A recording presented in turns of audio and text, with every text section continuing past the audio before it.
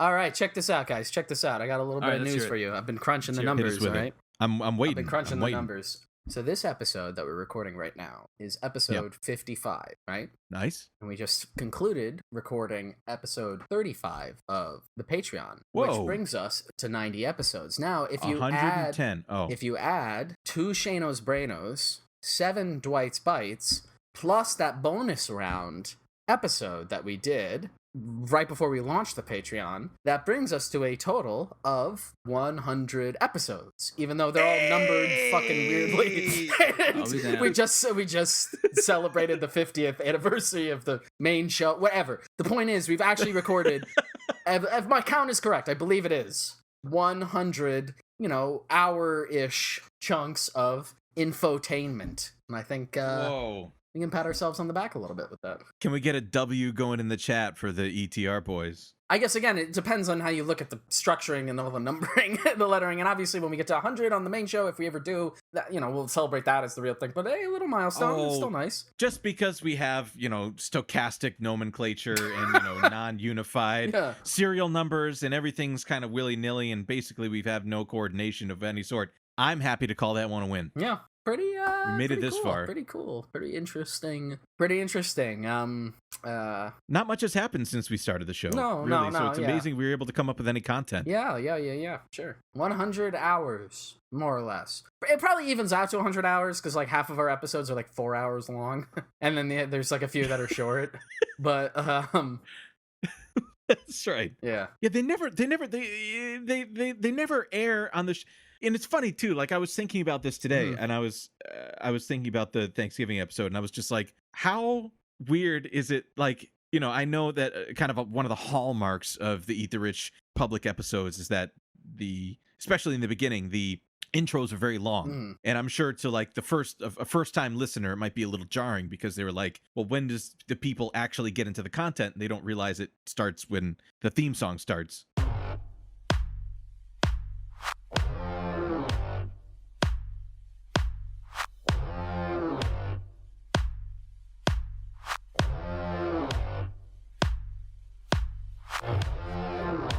Now when I was a young boy, about the age of 5,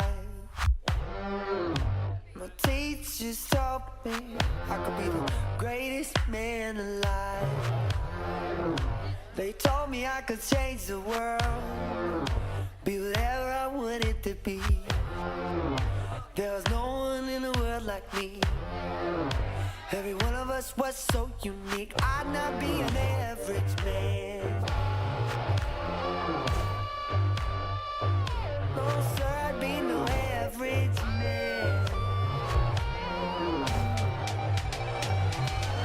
So I had those big dreams. Welcome back, everybody, to Eat the Rich. This is a show about our political economy, late-stage capitalism, and the millionaires, billionaires, and multinational corporations hell-bent on staving off its death rattle. I'm Dwight, and today we have with us Shane. Hello, friends. Very musical. And we have Chris. Howdy. So, look, we're recording this now. This is Sunday, the 29th of November. This is a few days after Thanksgiving.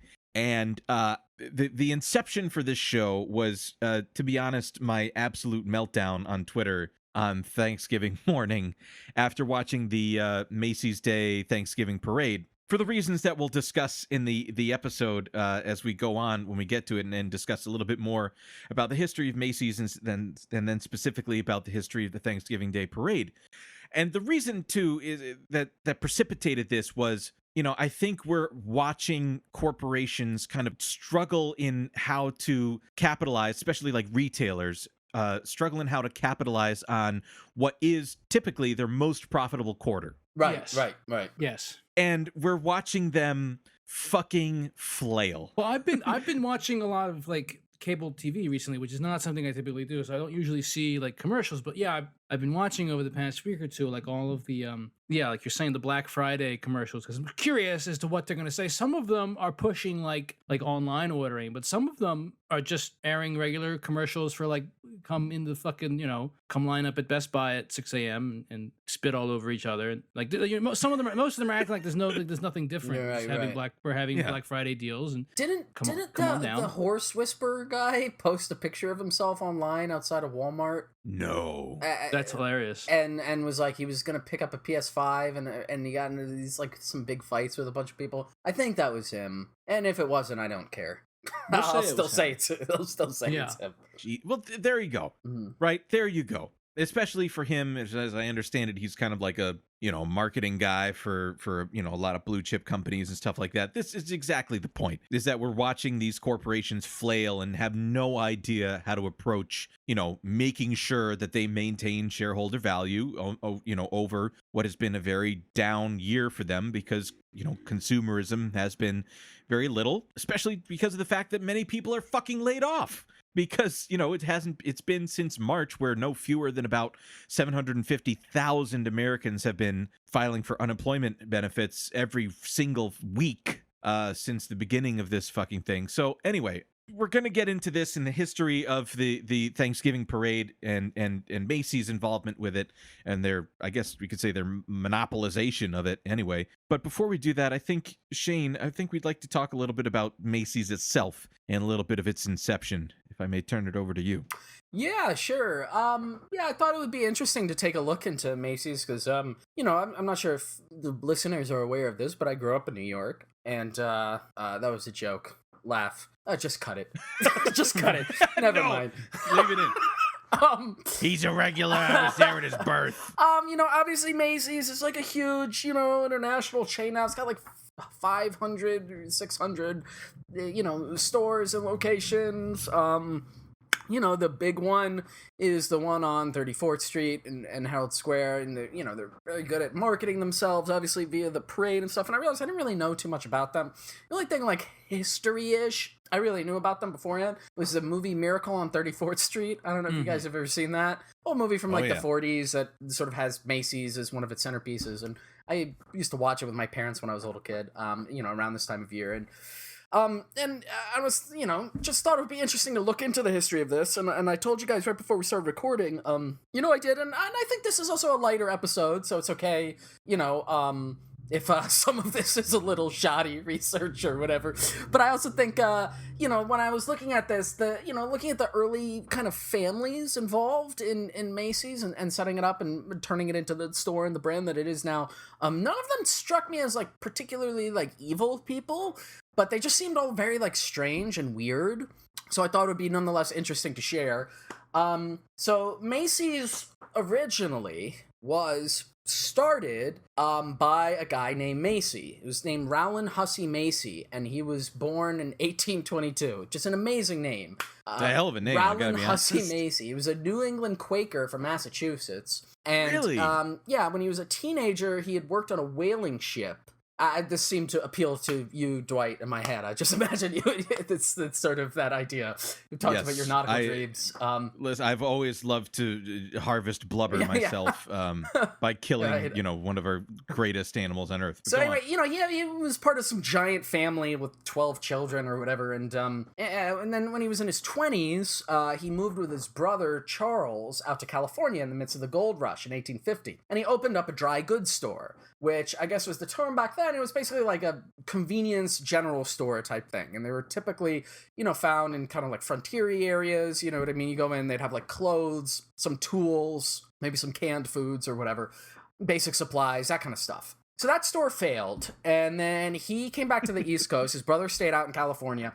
And he started like 4 or 5 more stores, and each one of them failed, including the original Macy's store that he started in Massachusetts in 1851. Again, that failed. That was the first one that he called Macy's, though.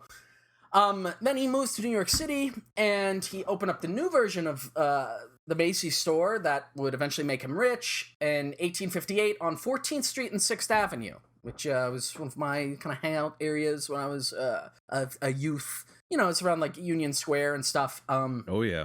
And so, there's a bunch of shit about the early store that I was looking into, and the... I think, Dwight, you'll probably get into more of this when we're talking about the parades. But basically, like, a lot of this is wrapped up in this, like, the same kind of corporate capitalist propaganda, when you look at like the history of a corporation. And it's all the stuff of like, this is why the store was successful. And it was basically successful for two reasons. First of all was location. It was the northernmost dry goods store in Manhattan. All the other ones were kind of circulated because most of the city was, at that time, more concentrated in, what we now consider like very, very southern tip of Manhattan. And also marketing gimmicks. So he had the idea of having a Santa Claus guy in the store around Christmas time. Like a mall, like the earliest mall Santa kind of idea.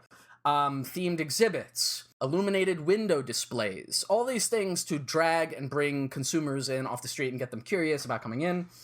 And so the store, this iteration of Macy's took off, and it kept buying all the real estate around it, like all the stores around it. And every time it would open up a new department in that. And that's sort of how it slowly became this idea of like the department store, right? Because they'd buy a whole new wing, and they'd be like, okay, so now that's this department, and that's that department. And so, it took off, and then in the 1870s, when Rowland Hussey Macy was very rich, he ended up bringing in two other family members that he made partners in the business. And the only reason I'm bringing it up here is because their names are really funny. I think Chris might get a kick out of them because they sound like Red Dead Redemption names. I was, dude, as soon as you said general store, man, I've been thinking. Dude, yeah, I know. That was like in my head. Been thinking about Arthur Morgan ever since. Yeah.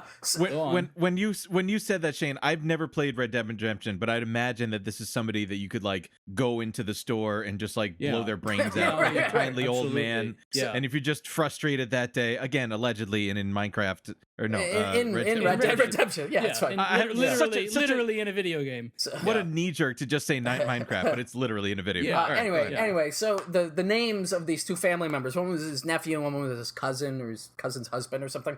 Abiel T. LaForge. Abiel T. LaForge and Robert M. Valentine. I love it. Okay. So he brings them in, Yes. and then What a stage name. he, because now he's rich, he's traveling a lot, and he's going back and forth between Europe and New York. And so Macy ends up dying of something called Bright's disease in Paris in 1877. And then the next 2 years, both of his partners die in like quick succession, like a couple of Kremlin premieres, just like one after the other. They all just, they die. And so then the store then passed to like his, other members of his family, I guess his like kids or whatever. And it was just sort of managed by his family until in 1895, when it was sold to these two brothers, Isidore and Nathan Strauss. And so now here's where it gets really interesting. Both of these guys had really bizarre lives. And so I want to go back and kind of talk about then who they were and how they came to be in the position to buy Macy's. And so I'll mostly talk about Isidore first, and then I'll get into Nathan.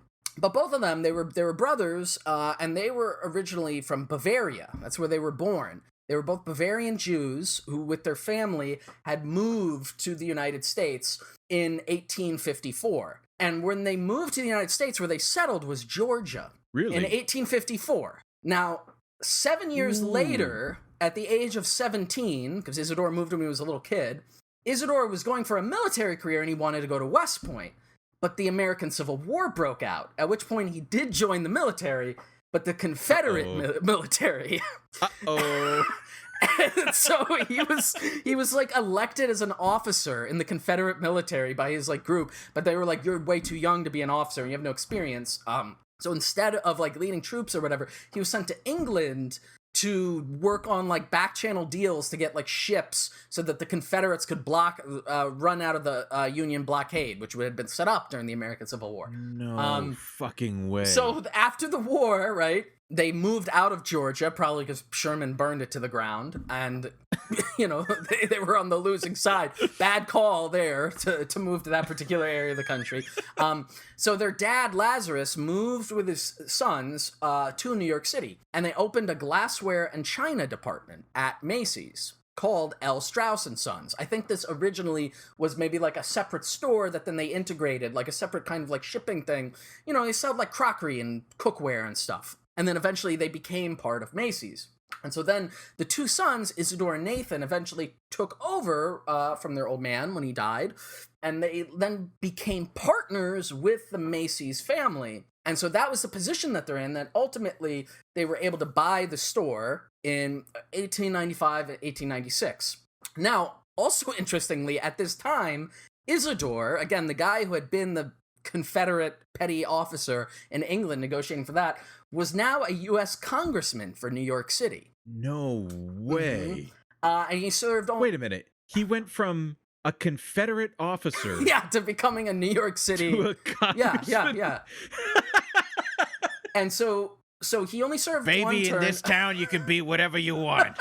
He moved back to New York City after the conclusion of his term, basically to, help run this new company that they've purchased, but also manage a few other financial interests and stuff, including a company that he had helped set up called the Mutual Alliance Trust Company, which was like a banking, investment bank, basically, set up. Check out some of the other people who had helped set this up, right, on the board of directors. Oh, no. William Rockefeller. All right. Right?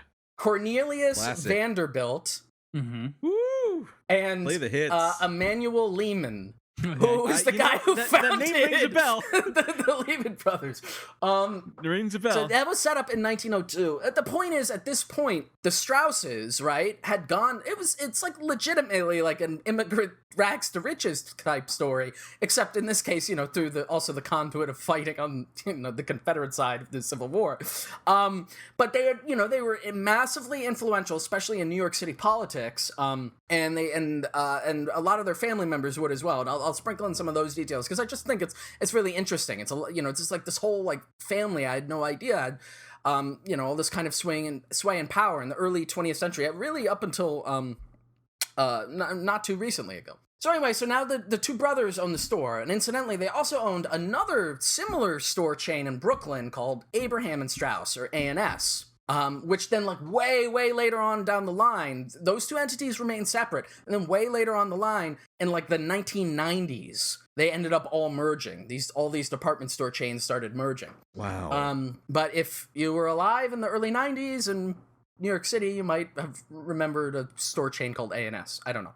I was probably too young to remember it. But anyway, there's more of the same kind of stuff. The business is expanding. It's opening up other locations. It's building subsidiaries. It's opening up more departments. It's becoming bigger. It's, again, buying the real estate next to each other. And so the kind of two main takeaways from this era that are of note is that in 1902, the flagship store moved from its 14th Street location to its current and famous location on 34th Street in Herald Square. Partially that was probably enabled by like the city itself started to expand and grow out there. There's probably more room to build stuff. But that's now, if you think of Macy's, if you're from New York or if you visited there and you've gone to like the Macy's store, that's the location that it's been at now, basically since 1902. That was the move. They've got the cool like old school elevators or escalators too that are real clickety clackety and stuff when you go between floors. They're like real original stuff. Mm-hmm. So the other interesting thing from this kind of era is... I'm sorry if I can interrupt you real sure. quick. I was able to text a real Brooklynite, and they said that they very much remember Abraham Straus. It's now Macy's. That's fucking wild. Right. And it's weird because they remained separate for so long, and there were a bunch of other acquisitions and things that happened where eventually it was not the same people managing both companies, but then 100 years later, they ended up folding into each other. Again, just sort of interesting.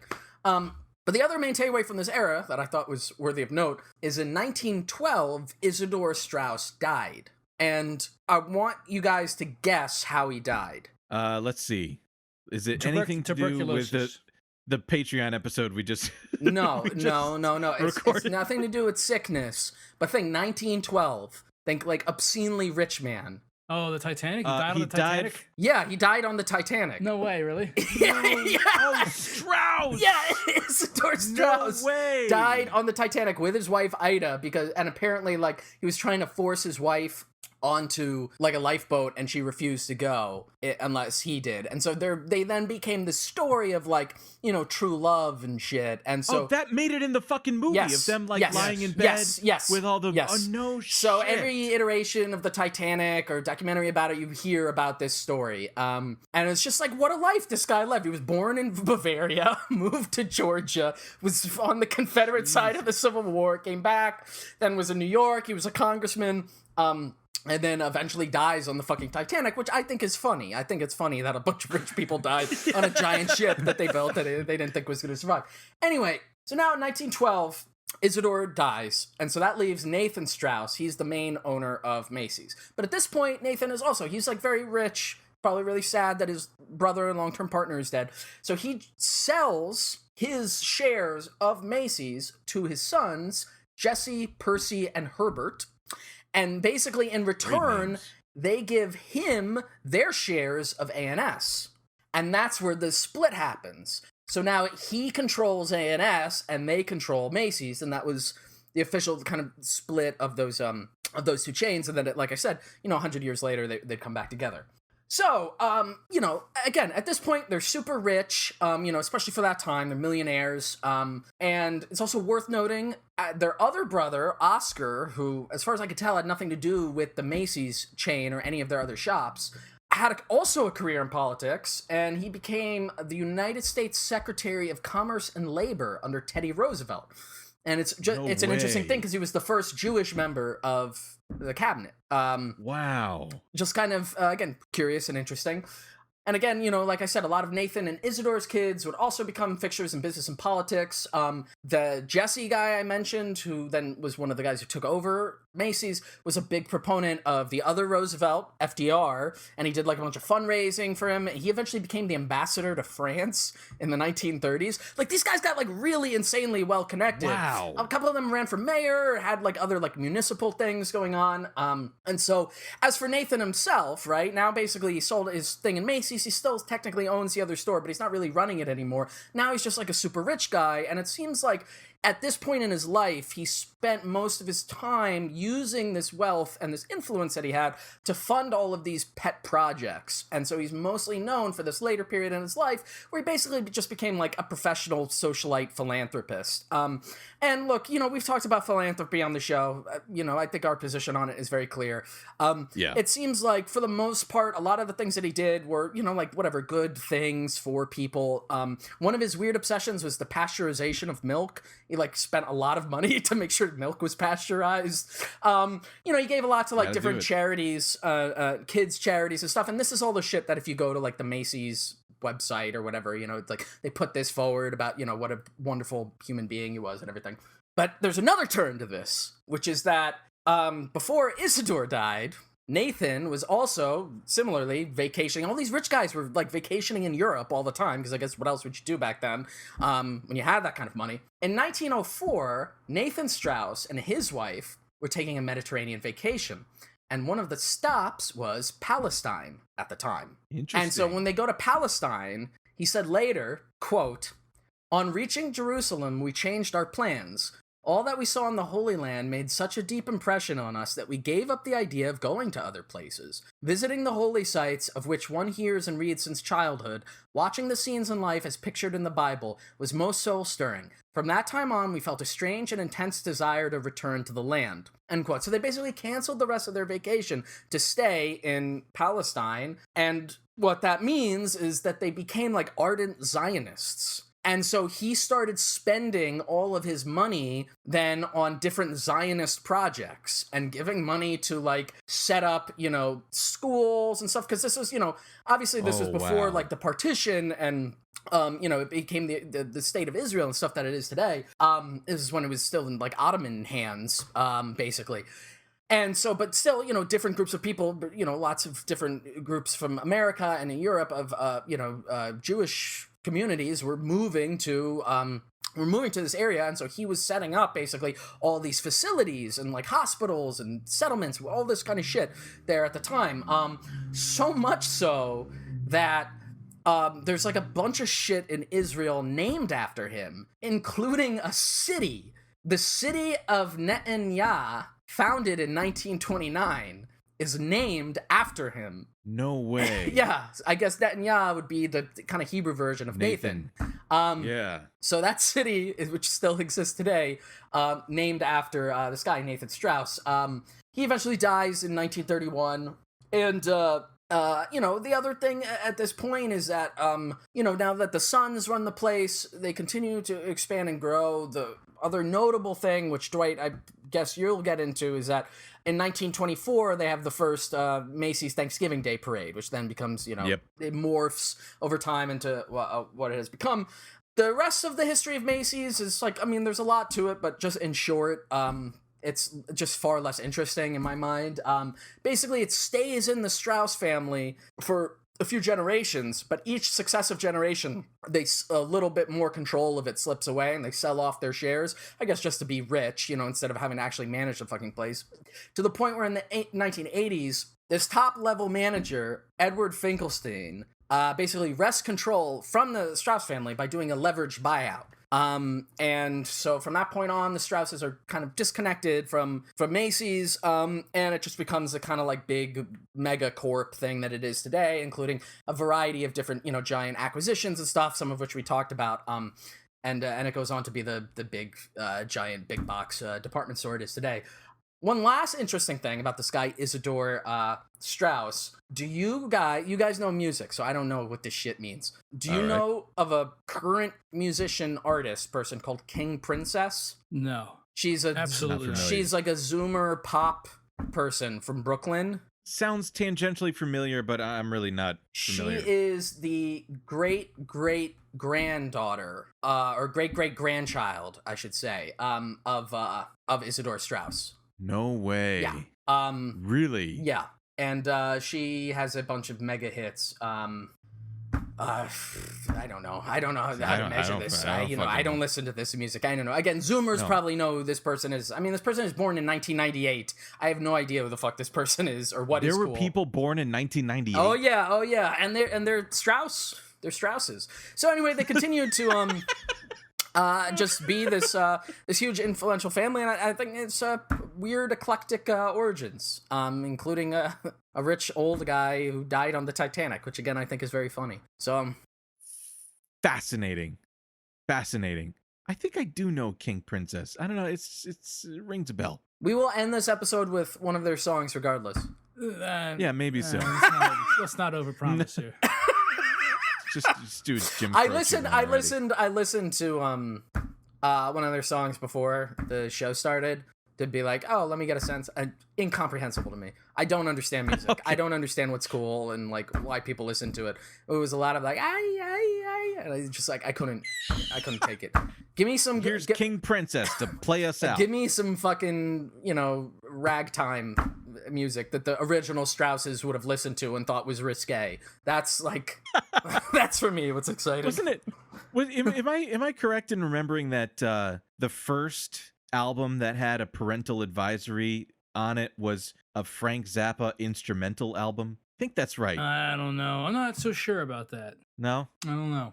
I'll ask Tipper Gore. I'll DM her later. So anyway, there again, I think it's interesting that the family continues to be like very influential and wealthy, and I've never really heard of them, and they're basically just living off the residual wealth of like their ancestors who 100 years ago. And again, I think the last thing, again, none of these people are evil or whatever, but if you look at it, like, what was the original Macy's guy, Hussey Macy? What was his like great idea? He had failed on a bunch of stores. It was basically just like marketing. That was it. He just marketed his store in a kind of a new and interesting way by using like already existing canonical mythical shit like Santa. And the Strausses, they didn't invent anything. They, all they did is they were selling wares in this shop that was successful because of the marketing, and then they were able to leverage that and take over.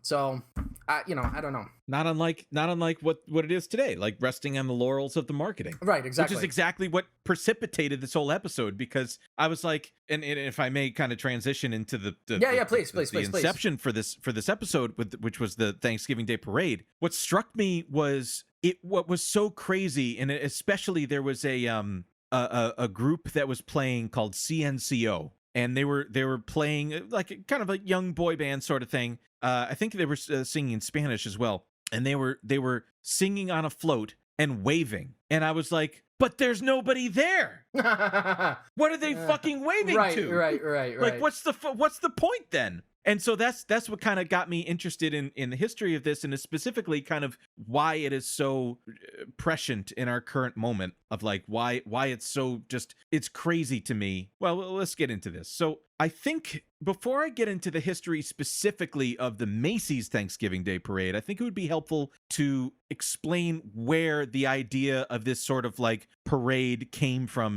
in the beginning. And like most things, I think we mentioned this. I don't remember if we started mentioning this before we were recording or before if we talked about this in the Patreon episode. But like most things that we talk about on this program, if it's over 70 years old, it's either, you know, Nazi related or it's hideously racist in a way that would, you know, make you fucking gag. And this is a bit of the latter.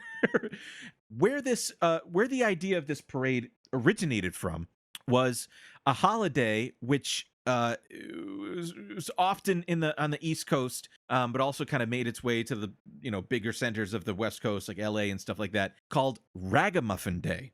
Now, you know, I'll just say this from the beginning. I mean, don't use the term ragamuffin. It's racist. It's not a good term to use. It barely serves a purpose.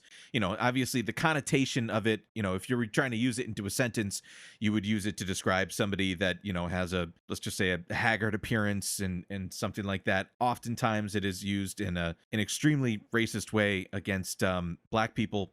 So I would just suggest, just right out the gate, retire this word if it is in your vernacular.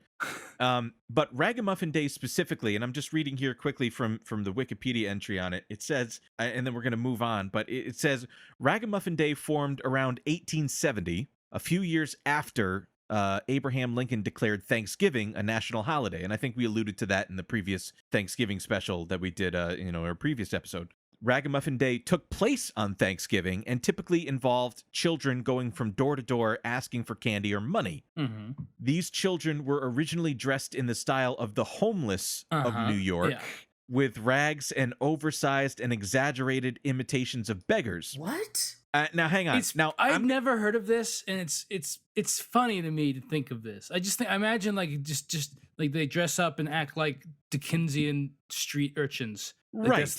That's the whole celebration. I'm going to read from like 2 or 3 different things, and they might be a bit redundant, but I think, you know, I'm looking at a few of these pictures of, you know, Thanksgiving ragamuffins, and I'm looking from something from the New York Public Library. There was a historian, I guess, a librarian there named Carmen Nigro, who is researched this extensively. And I'm looking at some pictures from the 1933 Ragamuffin Parade. And how can I put this? There's quite a lot of face paint. Oh. Mm-hmm.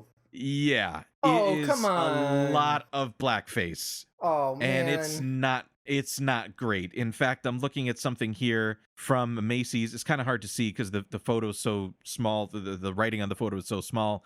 From a Macy's Thanksgiving parade. And let me just say that this man, it is just a blackface person. It's just a huge float in blackface. So I'm gonna read from this quickly, and then we're just gonna move on to the other thing. Again, a bit of redundancy here, but so Carmen here writes, when searching for Thanksgiving images in our digital gallery, you might be surprised to find a set of about 20 images of Thanksgiving, quote, ragamuffins. Who are these young beggars, and what do they have to do with Thanksgiving? Before Halloween was the holiday for dressing up in costume and begging for candy, which a practice of which did not become common until the 40s or 50s, children in New York City often participated in what was called Ragamuffin Day. On Ragamuffin Day, which was Thanksgiving Day, children would dress themselves in rags and oversized, overdone parodies of beggars. The ragamuffins would then ask neighbors and adults on the street, anything for Thanksgiving? And the usual response would be pennies, an apple, or a piece of candy, which was probably made with fucking lead or mercury or something at that time. The New York Tribune ran an article in November of 1909, which dated the tradition 40 years back to about 1870. The Reverend James M. Farrar said, those of you who have always lived in New York do not think of this Thanksgiving game of ragamuffin as a strange custom, but the strangers coming to our city are greatly surprised and ask what it means. Farrar thought that the tradition of dressing in old clothes, many sizes too large, painting their faces, or putting on masks was here to stay. And again, you can look at these pictures and images and decide for yourself what they're dressing up as. I'll give you a hint. It is hideously fucking racist. So, okay, I didn't want to read this, but there's no real way to avoid this. William O'Shea, the superintendent of schools at the time, sent a circular to the district superintendents and principals which stated that modernity is incompatible with the custom of children to masquerade and annoy adults on Thanksgiving Day. Also stating, many citizens complain that on Thanksgiving Day they are annoyed by children dressed as ragamuffins who beg for money and gifts. And again, I'm using this term in historical context. I kind of cringe as I'm saying it, but I think for us to understand the history of this stuff, and we'll get to kind of the conclusion later. I think it's important. O'Shea's plea to this is the superintendent of schools. O'Shea's plea to end the tradition must have carried some gravitas, because later that year, the New York Times reported that parading Thanksgiving ragamuffins scarce, except out where the city's subway lines end. I think kind of what he's implying there is like in these sort of working class neighborhoods, this is kind of still going on. Okay. And a Times Square policeman in the article stated, "All I've seen is just about 6 kids dressed up like we used to dress in the old days. Things ain't the way they used to be." He literally says that. This article also seems to lament the loss of, quote, splashes of color, and stated, instead of the usual droves of hilarious youngsters in false faces and outlandish garb, one encountered only 1 or 2 every half hour. The ragamuffin is vanishing. Now, oh my God. we're gonna do a little time travel here, and I'm actually just gonna bring you back to the future for a second, and then we're gonna return back to the past to talk specifically about Thanksgiving and the Macy's Day Parade. But there is, in fact, at the end of one subway line, a tradition that still remains. Ragamuffin Day still exists today in Bay Ridge. There is a yearly parade called the Ragamuffin Parade, which, unfortunately was canceled due to COVID. And I say unfortunately in kind of scare quotes there. But yeah, there very much is a Ragamuffin Parade in the famously ethnically tolerant neighborhood of Bay Ridge. It's a little unfair to say that, because it is actually quite an intensely diverse neighborhood. Unfortunately, what's overshadowed by that is the kind of more traditional white sort of reactionary population that tends to be a stronghold there. This is interestingly actually the New York congressional district that is pretty much all of Staten Island also is gerrymandered to include this sort of reactionary area of Bay Ridge. And I remember driving through there like right before the election, and there were some very interesting posters around there that I would be remiss if I talked about it out loud, but it was very interesting choice things to say about liberals and communists and COVID and Trump. I used to live very close to Bay Ridge. I lived in Sunset Park, which was like one neighborhood over, and I used to walk around. Yeah, buddy. And there's how in most of New York, it's like every block you go, there's like a bodega on the corner. In like Bay Ridge, it's like every block is like a Knights of Columbus meeting space. and the Knights of Columbus has a fasces in its symbol, right? And so it's like you walk around Bay Ridge and it's just like there's literally like fascist imagery like every block that you go. And as you pointed out, Dwight, I don't think that is a part of the more kind of diverse ethnic plurality that exists in Bay Ridge. That's a very specific group of people. Very specific group of people. Definitely, strong, back the blue territory. Very much, hardcore. It's the Jimmies. It's the Jimmies. It's Hey, listen, everything was good here until they started moving in. I love my parade. You're not taking away my special day parade. I'm not.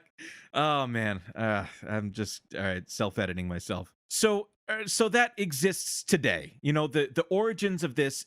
At its best, the Ragamuffin Day was making fun of, people that were totally cast out and marginalized by industrialized capitalism. This kind of like weird stereotype of the tramp, the hobo. Right. Again, from the 1870s, while America was going through this intense period of, post-Reconstruction industrialization stuff, and the idea that, kids would dress up like this and make fun of the most people that were totally cast off from society is just like pretty sick. And the fact that it's celebrated today, again, we love traditions, folks, but fuck me. I mean, come on. My understanding of what it is today is that it's no different than Halloween. They don't dress up like 1930s hobos anymore. They just like the kids just like dress in costume. Exactly. But fuck those. Exactly. I'm with you, Dwight. Fuck those kids. I'm with you. The kids man. are wrong. Yeah. I just in my head, I imagine like a Ben Shapiro type person being like, "Now the left is coming for Ragamuffin Day," like I mean, just because that's what that article that you were reading earlier, that historical article, kind of read about, and it just goes to show. I mean, it's beating a dead horse, but it's just like conservative reactionaries, just in every era. All their whole media energy is spent lamenting various types of racism that are no longer as socially acceptable as they were when they were a kid. That's it. That's the extent of like conservative ideology, and like like he had, that would be like a New York Times column to now by like David Brooks, where he's like fucking saying the loony left is taking away our tradition of dressing in blackface. It's a joke. Come on. It's ridiculous. Exactly. It's absolutely ridiculous. I didn't want to bring this up, but it was weird as I was kind of like doing some research. Bring it up. Well, as I was doing some research for this episode, I found there's this, I don't even know exactly what this is. It's not even like really worth going into it, but I gather that this is like a woman that's like a bit of an internet personality called Little Ragamuffin, who is like a seamstress or something, or like sells clothing with specific designs. I don't know, but there is an article from, I think, earlier this year, I think July, where it's just this insane screed on her website, where it's talking about how like she was canceled for being super racist. And so it's literally called "No Fun for You, Killjoys Strike Again." And what's written is like every single keyword that like an anti-quote SJW person would write. And they're like, I'm just going to read the first line. It says, "The Facebook fun police strikes again, ruining another month-long celebration full of fun prizes and contests. Over the last few days, this small but loud group of bitter women have rampaged through Facebook's sewing community in an attempt to destroy my business." And I see, and she included some screenshots here, and there's one person who's writing, oh my God, there's a Facebook page called Free Speech Fabric and Patterns Edition. How do you even write this shit? And this person who Little Ragamuffin is going against, I guess, wrote like, "I'm not a cancel type of person, but I posted in this sewing along with a sewing group being disappointed they have Ragamuffin as a sponsor, as she is a known racist and trash person. The first post was deleted, the second post is deleted, and then I was kicked out. So just in case you're in here, they support trash muffins. Friendly reminder, Black Lives Matter." And who's posting this, to this woman, this racist seamstress, I guess is her brand. And she has there's like an interview with her about how like she was trying to be canceled by the radical left. It's just ridiculous. I can't even believe I'm talking about this, and I'm Xing out of the tab right now. Please send me that tab so I can inspect this. Okay. Please send me this tab. It's critical. It's critical intel that I need. So getting back to the Macy's parade. So what happened with Macy's? Why is there this 94-year-old tradition of a Thanksgiving parade? And again, what we saw on Thursday. Let me get to this, and then we'll kind of dissect it as we go. So I'm just gonna read some of these kind of like quick crib notes that I took from a YouTube channel called Reading Through History, where they talk about the history of Thanksgiving Day Parade.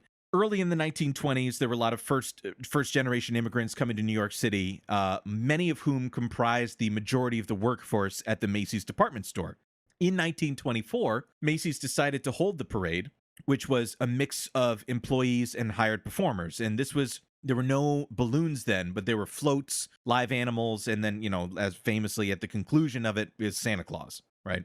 On that day, the first day that they held it, and again, this speaks to what you were talking about of them being kind of like master, marketers. Right. 250,000 people came out to the streets to watch, and I think that Macy's looked at this and thought, jackpot.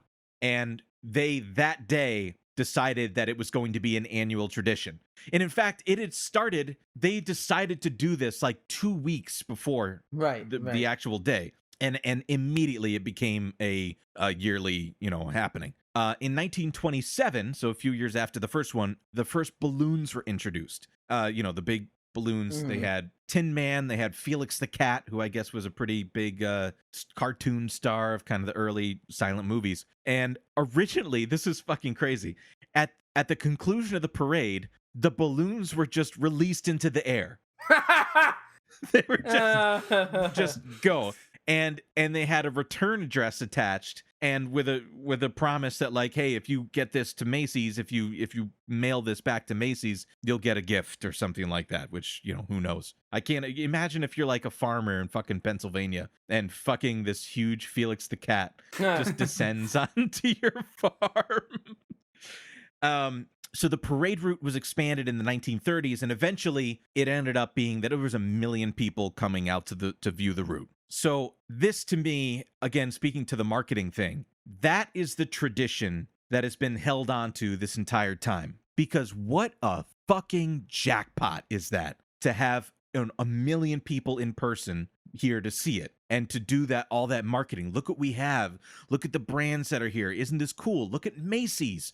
Oh, Macy's is the place to go. And the kids see it and they're like, holy shit, that's Felix the Cat. It's huge. And interestingly here, and I can't help but stop here and make a point. In the early 1940s, the parade was canceled due to World War II. From 1942 to 1944, the parade was canceled because rubber, which was used mainly for the parade balloons, was determined to be necessary for the war effort. Makes and sense. I'm going to pause here and make a point about that, and I'll just say as well quickly that the first television broadcast for the parade was a few years later in 1948 and has been broadcast simultaneously on NBC and CBS every year since. 44 million Americans tune in every year. Now let's just stop here for a second. And guys, tell me if you read this the same way as I do. They stopped for 3 years because they needed rubber for the war effort. Mm-hmm. We're in the midst of a similar scale of like a national crisis. Oh, yeah. Yeah. And this shit can't be touched. Yeah. It was not. And think about even just the performers and the effort and all the workers that are being put into harm's way, even just putting it on, let alone advertising products, Right. For what? And again, how many millions of Americans have lost their jobs due to COVID and don't have money? How many millions of Americans, and I just read a Bloomberg article that said up to 12 million Americans might lose their homes this year due to, loss of income and job insecurity, that they had at least the sense, or, the wartime effort, the war, what was it called? The War Supply Act. Anyways, it was a law, a legislation to allocate resources to the war and, have factories be repurposed for wartime efforts. But that was then, and this is now. And we couldn't even do this now. Nothing stops economic activity, not even death. Yeah. That's the part that I couldn't fucking wrap my head around. I mean, I think that's a really good point. I mean, one thing I'm thinking about is, the shortage of like certain medical things like gloves and stuff, right? Like use rubber, right? Or, they're probably the same like synthetics material or whatever. I have a totally tangential thought, little quick fact thing that is the similarity of the situation reminded me of. During the First World War in Germany, the military government that had basically taken over from the Kaiser for a certain time banned sausages, which was a huge staple of the German diet. The reason being is they found out that the sausage skin, the cow intestine or whatever that it's made out of, was like really impervious to certain kinds of like anti-air flak. And so the giant Zeppelins that the Germans used during the First World War, like sausage production was halted, so all the sausage skin could go to form the balloons and stuff that were holding the gas and to hold those up. Jesus Christ. So if you ever looked at a Zeppelin from 1916 and thought like that shit looks like a Krautwurst, you weren't wrong. I saw the Hindenburg going down in New Jersey, and I thought it looks like fucking my Sunday gravy. Just a little I knew bit. Jimmy was coming out. Just this a little fun fact. Can I get like a ding or something to that? A little mini Shano's Brainos.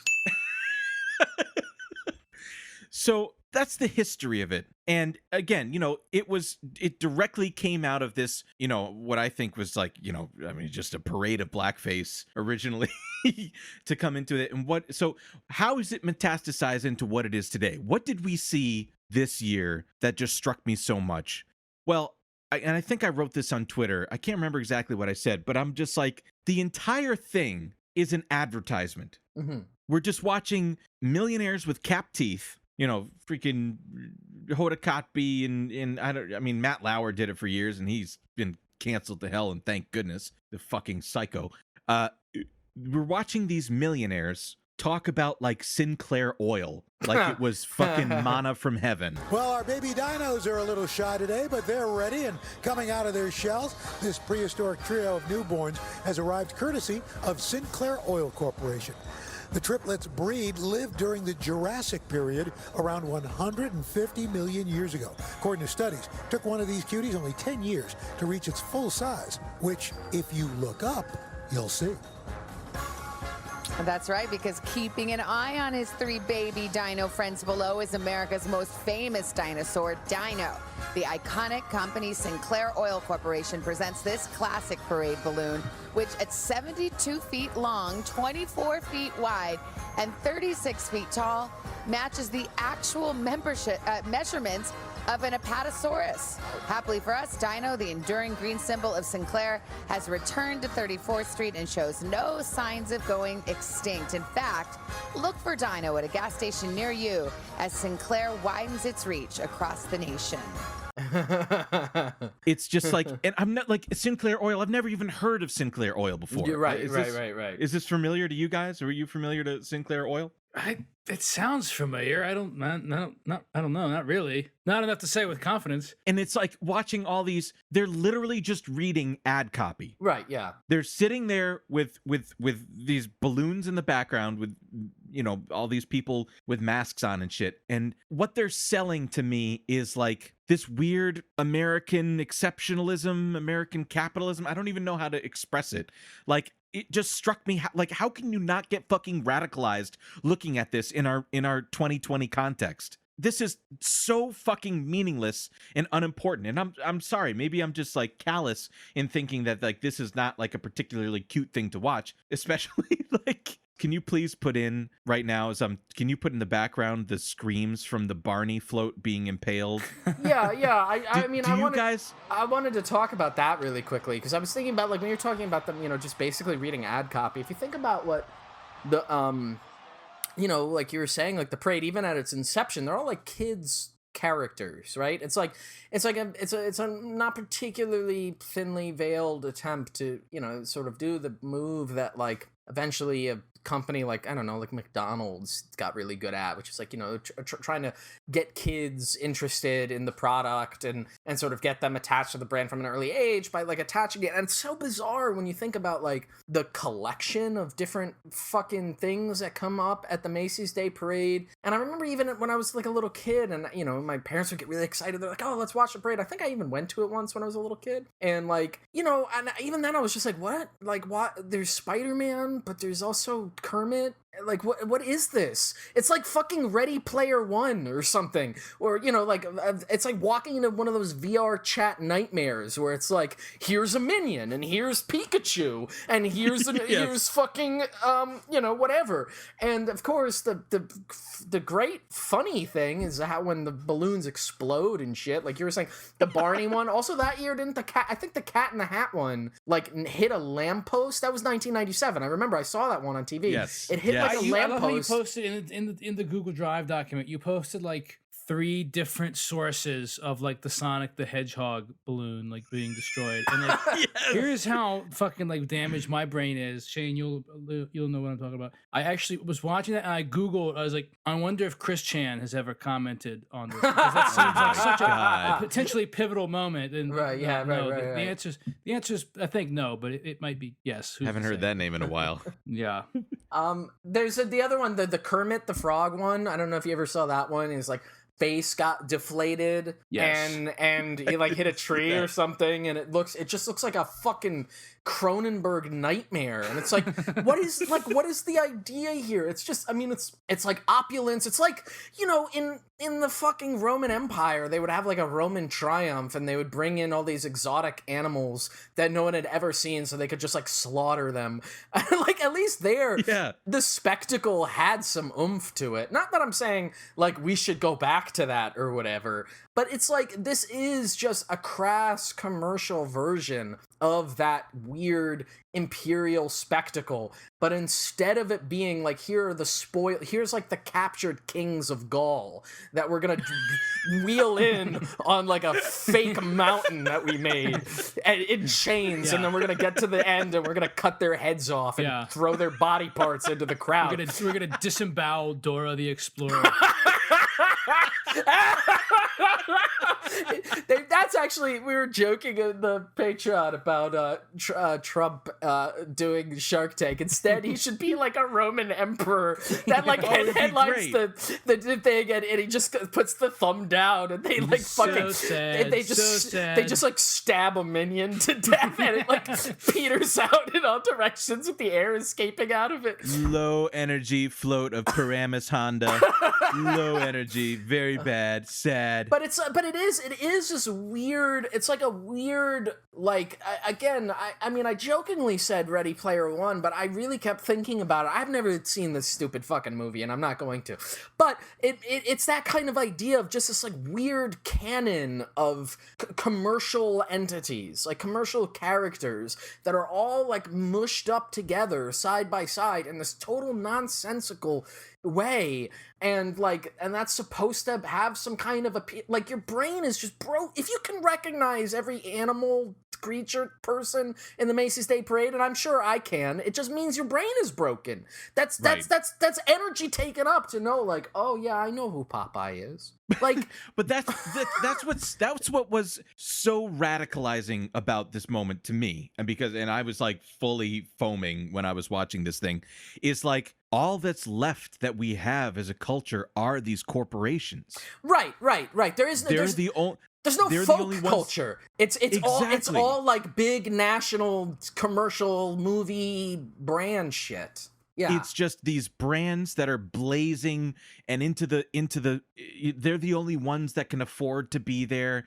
They're the only ones who feel safe to be there, because this is what's so like weirdly metaphysical about this, is that like with capital, it's not human. Like, it's its own entity. Like, at this point, like, no one's in charge of GM. Like, no one's in charge of ExxonMobil. It is itself. It's like fucking HAL from a 2001 Space Odyssey. Right. Like, it's its own sentience, and it perpetuates itself.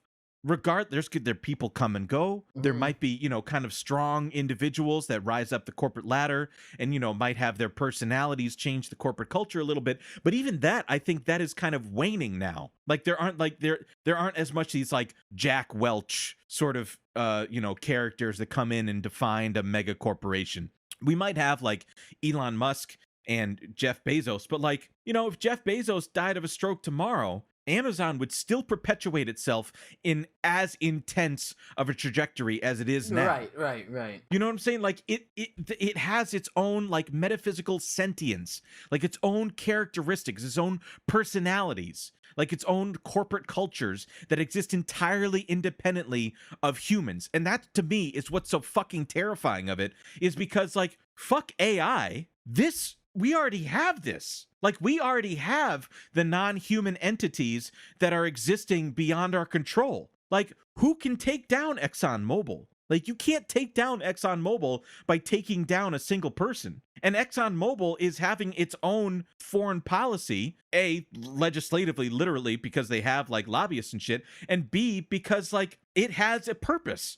Like, it has its own self-fulfillment that it is constantly trying to achieve, which is to like dominate the space of fossil fuels. Yeah. So like, that's what was so terrifying to me about watching the Macy's Day Parade, is that it's not even about selling products anymore to like, kids and shit. It's just literally these corporations are there in a non-human way to self-perpetuate. And that to me, I thought was just like the most terrifying thing about it, because there is no fucking earthly reason that we needed to put all these workers in harm's way to do this. I didn't obviously watch the parade when it was, I guess, on this year. I just even assumed that they weren't going to do it. And then when you shared, when we talked about doing this episode, you shared it, I just kind of scrubbed through it. And at one point they had like, because they usually would have like musical acts and stuff too, pop stars or whatever doing, whoever they could get, I guess, to sing a song. And at one point during this year's parade, they had like a few of the songs from Hamilton, and they have like, I guess, whoever's the cast now doing it, and they're all dancing around. And I've said, like, I think Hamilton is fine. I think it's a fine musical. It's entertaining, and the music is catchy and stuff. But I was like watching it, and like, there's like they have like a whole, like a mock version of the stage. They're all there doing it, like, but on the street, and like none of them are wearing masks. And I was just like, what is this? Like, why does this need to happen now? Like, how much do you need to see this? Like, who is this for? Like, who's like turning and like, oh, honey, look, they got that number from Hamilton we like. Like, what is wrong with you? Like, none of this needs to happen now. What is the point? Like, what is, like, you're saying, like, who's it for? It's like literally to like, they're like performing for like, there's nobody there. So it's just become this like weird TV thing. Anyway, I also, I sent you guys the picture of oh, this is definitely going to be the Spider-Man face and Uncle Sam's ass, which is amusing. Definitely going to be the episode thumbnail. But that's what was so crazy, Shane. There was a float for the state of South Dakota Tourism Board. Yeah, of course. Right, yeah. And what did we learn? What did we learn from Chris in the last Thanksgiving episode? That 1 in 1,000 South Dakotans is dead from COVID. And this is a tourism board promoting people coming to South Dakota. Who the fuck is this for? Right. And there bless her, but there was a young woman that was, I guess, some kind of country star that was singing this kind of weird hagiographic song. And I remember there was one line that she sang that was like, "And a preacher on a Sunday." And I was like, there's not even church. What are you singing? Like, there is no God. Exactly, like, and it's in front of this fucking, the goddamn all the presidents in stone. What the fuck is it? Mount Rushmore. And I'm like, nobody even asked for Mount Rushmore to be made in the first place, and then the guy went and did Stone Mountain. So what the fuck? Like, what is this all about, man? None of it makes sense. I guess the idea is, right, like, the only thing I could think of, and I really was thinking long and hard about, like, why they're going ahead with it, right? And like we know from their perspective, right? Like you were saying, it's about, capital permanence. It's about like, we're here, like we're willing to sacrifice all so you can watch like a fucking Blue's Clues balloon explode and kill a child accidentally on fucking Broadway. But like, like who on the other end, like who so desperately is like needs that sense of normalcy that they're gonna like tune in and watch that and be like excited for it. And I thought about that, and that made me like deeply depressed to think that, like, again, in this time of just incredible uncertainty and like, deep legitimate depression, both like, in a psychological sense, but also like economically, like we've been pointing out, since the pandemic has started, and how it spread, and how it's affected everybody's lives. Like to have like in that moment, the thing that like is gonna comfort you is like a Garfield, but he's really big, and then there's like a man pretending to be Santa Claus. I don't know. I guess maybe it's for like children. I can't. There's somebody out there who watched that and was like, I feel better now. And I can't imagine who that is. I'm sorry, I really can't. If you're listening to that and you had that experience, I cannot relate to that idea of it's like finding comfort in all of these corporate symbols still existing, right? Because that's the idea, is that like no matter what, like there's gonna be another Trolls movie. Don't worry. Like, that's the worst thing you could tell me. The best thing that could happen from the pandemic is that there's no more Trolls movies. You know what I mean? Like, Yes. not that just specifically, but like in general. Like that, that maybe we could let go of these sort of shibboleth stand-ins for what really should be some sense of like, I don't know, a national civic mindedness or something. But there is no more society, right? Like not even just because of the pandemic, but like everything else is torn apart. There's no formal institution that like promotes community, except like the ones that have existed forever, which are like the church and like racism. Right. Like outside of that, there's no fucking civic coming together, except this is a bit. And I'm sorry, I know I'm like rambling a little bit, and I'll stop after this one bit. But I was thinking about this, and I had you guys in mind thinking about like when you talk about music and stuff. And I had this thought first like a few years ago, which is that like there's no like folk culture anymore. Obviously folk it has its own meanings, it has its own aesthetic or whatever, but there's not really, except in maybe in a few places where you have this sense of like this is like a unique place, like everywhere has become whatever, the fucking same strip mall over and over again. There's no like regional songs, even all those, it's just in everything becomes part of a big national market. And I was thinking about how like in movies and stuff, or if you read about history books, there are always like little niche places in culture where they, there's like community songs where like people come together and they sing, whether it's at like a bar or, on a holiday, like everybody comes around, they play the piano and they know these different songs.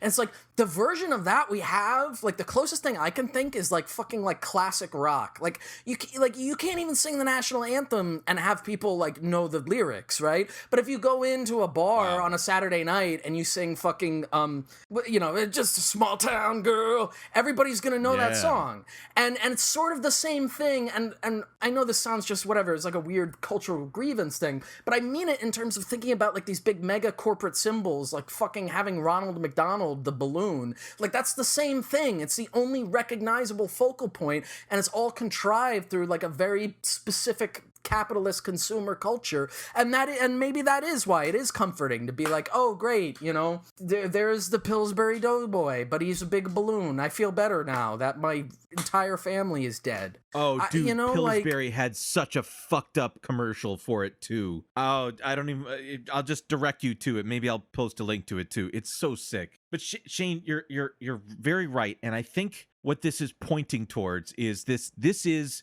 the transition to a post-authenticity America, because our authenticity is commoditized and being stamped on a fucking lunchbox and sold. Right. And you asked a question, as far as who puts this on, Macy's. And obviously, they're paid an enormous amount of money by these, the Tourism Board of South Dakota and fucking McDonald's and Sinclair Oil and shit to have a space on this float. Right. So it's in their interest. But what's their primary good? Their primary business, Macy's, their primary business is selling clothes and trinkets produced by countries with the lowest labor rates. Right, of course, yeah. With the lowest wages.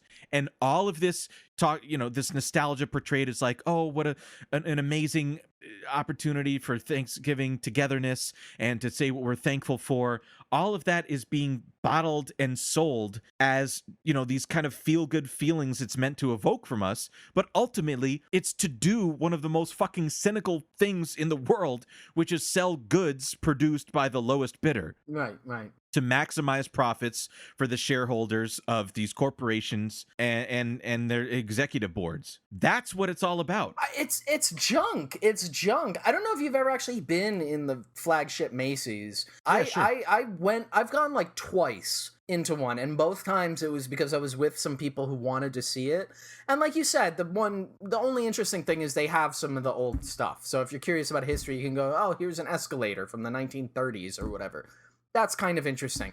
But every time else you're in, it's just suffocated. It's just filled with fucking people, like, climbing over each other to buy, like, garbage. It's crap. It's crap. It's not even like, you know, like luxury goods or whatever, in the sense of, you know, some antiquated notion of like, oh, this coat has real quality or whatever. It's all just garbage. But even in the life cycle of like a luxury line, in the life cycle of a luxury line is that they make a name for themselves based off of their perceived quality, and then ultimately it ends up getting financialized, and everything gets stripped down, and all the components are sent, you know, to the countries with the lowest labor rates, whether that's, you know, Vietnam or Bangladesh or whatever, and that's. And then ultimately those so supposedly prestigious clothing lines are just, you know, shit afterwards. You know, they're not quality, and they won't last the test of time, and your, you know, ultimate investment into the good isn't because of the durability it's going to offer you and the longevity, but rather you're just paying for the brand instead. So it doesn't even matter. It doesn't fucking matter. None of this exudes any quality. Just to throw it out there, I think it's like close to $30 billion is their annual revenue. Fuck. So, you know, this is not like, even though it's, you know, mostly whatever, it's known as this one store in Manhattan, it has a bunch of these locations everywhere, you know, and people you can shop online and stuff. It is a huge enterprise. And like you were saying too, you know, it's just like at the focal point of all these other companies, or then, you know, it's all about brand and marketing and the spectacle. It has nothing to do with like the idea that this is somehow like a, you know, a really innovative or good store, or like, you know, the quality of the material here is somehow better. Like, none of that. It's literally just like, you know, we have a big parade with all the balloons that you know and love. Mighty Mouse, he's here. Mighty Mouse. Haven't heard that name in a while. That was one in the 50s. The Mighty Mouse balloon collapsed, which is really funny, which is funny because he's Mighty Mouse. It's so like I like it. I like it too. I remember in 2018, 2 years ago, it was the lowest recorded temperature ever, I think, maybe for a Macy's parade. It was 19 degrees Fahrenheit. And I was just like thinking about like the families there with their shivering, you know, 9-year-olds that came from fucking, you know, South Jersey to watch it. They got up at 3 a.m. and they've been holding their pee for like 9 hours just to watch these corporations go by in 19-degree weather. Not to mention the workers. I remember just like, even it was like sick. I remember the cameras like zooming in on these shivering workers. Yeah. Yeah, man. I just, you know, I in an effort to kind of wrap this up, I think it, to me, especially in the context of a, you know, just an utterly uncontrolled spread of COVID in the United States, and the absolute abject failure of our government to be here to safeguard us from, you know, from not only the virus itself, but also like the corporations who control nearly every aspect of our life and own many of our lives, you know, in under like surveillance capitalism and shit like that. There's nothing left for us except to just open our jaws and gawk at these spectacles that are completely no longer, every little bit of meaning completely squeezed out of it and commoditized and financialized for the benefit of an extremely small group of people. I don't know how you could have watched this. Maybe I'm just bitter, and maybe this is just. I'm surprised lens, that you even watched it. Honestly. Oh man. Let's see. Was it? It was raining. It was like not a really nice. It wasn't really nice to be outside or something. There wasn't really much to do. You know, I couldn't really gather with the entire family, so it's not like I was cooking like I usually do every year. I cook the whole meal and stuff like that for everyone. So there was nothing really to do except just, you know, sit there and, you know, calcify in my own bitterness over just watching this. I don't know how you could watch this without being like severely radicalized. But again, there's 45 million eyeballs looking at this. Of course, you know, these large mega corporations would pay for ad copy to put themselves in front of those eyeballs and keep selling those fucking dollar menus. You know, that's it. I think after COVID wipes out the entire human population, and we've created like a class of like servitor robots to like manage our downfall, and we're all dead. The robots should still put on the parade. No cameras or anything. Just every year, once a year, they get out and they keep having to patch the various balloons for thousands of years. They treat them like gods, and they just they wheel them out and just have a little parade in commemoration of us. You know, it is our culture. It is like, that is, you know, on a sort of archaeological level, right? Like that is our culture right there in a nutshell. It's just like a bunch of pointless fucking balloons, you know, like fucking Raytheon presents Garfield, you know, like, I don't know, it's trite. I can't keep, I don't know. Again, we get scared at the idea of like a Skynet or like an AI that's going to become sentient and control our lives. I would easily defeat the robots, so it does not scare me whatsoever. But like, we literally have that now. And I don't know, by looking at the Thanksgiving parade, I don't know how you couldn't see that by looking at this, because there is no earthly reason why we should have put it on. America canceled it for 3 years for rubber, and we didn't cancel it this year, despite the fact that 250,000 people are dead. I like the idea of like, you know, them recommissioning the rubber from the balloons to use for wartime materials, but they don't even bother with repainting it. So there's a bunch of like trucks, like military trucks that land at Normandy on D-Day that have like Mickey Mouse's like distorted face on the tires, you know, rolling across fucking northern France. Hey, Helmut, do you see what I am seeing coming through the clouds? Das ist die Mickey Mouse! Oh, man. All right. Any parting thoughts? No, I'm good. Oh, we lost Chris. Oh, man. I'm gonna sleep well tonight. This was Chris, you should watch energetic. the Hamilton numbers from the Macy's Day Parade. I'll send them to you every day until you watch them. I would consider maybe watching a few select numbers. I don't know. I couldn't get through the first act of the show. I think it's bad. We would bad. like to sponsor our own parade, but for every one, it's just the ghosts of Twitter accounts that Chris used to have. It's all the same monkey face on a balloon. Yeah. And they keep popping because there's actual lit cigarettes in their mouth. Jumanji. That's my idea for it. Oh, God. You know what actually would be good? Okay. This is what we're going to play this out with. Let's hear it. A few years ago, I remember seeing this when I realized, like, oh, this shit is devoid of any meaning. And it was this fictional thing that Cartoon Network put on, a float in the parade, where supposedly there were these cartoon characters that were like abandoned from cartoons, and there was like a kind of like a foster home for cartoon characters that never made it onto other shows, but they were all fictional. And then I remember this. Yeah. Don't, you know, Everybody we'll let knows it be. We'll let it be a surprise. I have no idea what the fuck you're talking about. We'll let it be a surprise. We can't do that. For those that don't know it, not everybody knows it. That's a 10-year-old meme. We can't do that. Oh no, but the fact that it came out from this specific float, like no one knew. But the point is, it was completely devoid of any meaning. And my favorite part, it was really lame. It was really. It was bad. so lame. Okay, all right. You had me worried there. Please. Okay.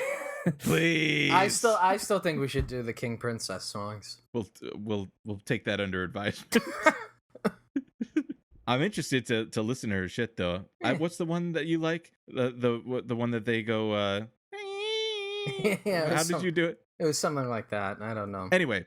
Bye bye. And bye bye. Enjoy. Stay cool, folks. To the invisible friends little kids invent after they don't need them anymore. Well, thanks to Cartoon Network, they wind up at Foster's home for imaginary friends. Here's where you'll find a discarded but not disheartened Blue and his buddies. Foster puppets are ready for their close-up thanks to Cartoon Network, who hosts tonight's movie Destination Imagination. The Foster pals sing "You're My Best Friend," but watch carefully. We hear there is a special musical surprise.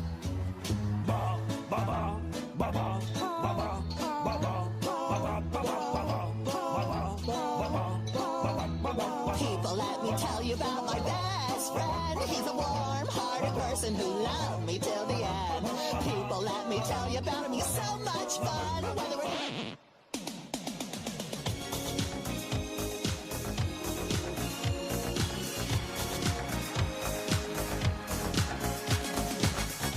We're no strangers to love. You know the rules, and so do I. Have full commitments while I'm thinking of. You wouldn't get this from any other guy. I just wanna tell you how I'm feeling. Gotta make you understand. Never gonna give you up. Never gonna let you down. Never gonna run around and desert you. Never gonna make you cry. Never gonna say goodbye. Never gonna tell a lie and hurt you. We've known each other for so long. Your heart's been aching, but you're too shy to say it. Inside we both know what's been going on. We know the game and we're gonna play it. And if you ask me how I'm feeling, don't tell me you're too blind to see. Never gonna give you up. Never gonna let you down. Never gonna run around and desert you. Never gonna make you cry. Never gonna say goodbye. Never gonna tell a lie and hurt you. Never gonna give you up. Never gonna let you down. Never gonna run around and desert you. Never gonna make you cry. Never gonna say goodbye. Never gonna tell a lie and hurt you.